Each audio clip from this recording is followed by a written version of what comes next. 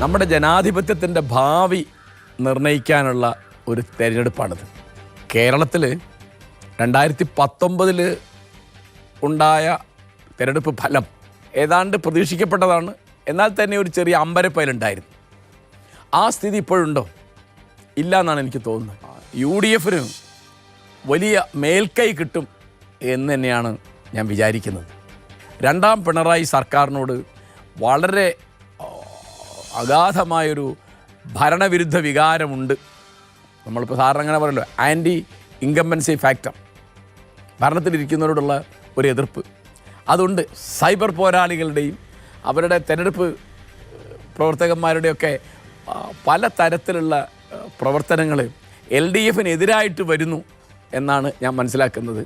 അപ്പോൾ BJP ഇത്തവണയും കേരളത്തിൽ ഒരു അക്കൗണ്ട് തുറക്കുകയില്ല എന്നാണ് എൻ്റെ വിചാരം. ഇപ്പോൾ പൂരം കൈകാര്യം ചെയ്യുന്ന രീതിയിൽ പോലീസ് കാണിച്ച ഉത്തരവാദിത്വക്കുറവ് തീർച്ചയായിട്ടും ഈ ഇലക്ഷനിൽ തൃശ്ശൂർ മണ്ഡലത്തിൽ മാത്രമല്ല മറ്റ് മണ്ഡലങ്ങളിലും ചെറുതായിട്ടെങ്കിലും ബാധിക്കും എന്നാണ് ഞാൻ വിചാരിക്കുന്നത്.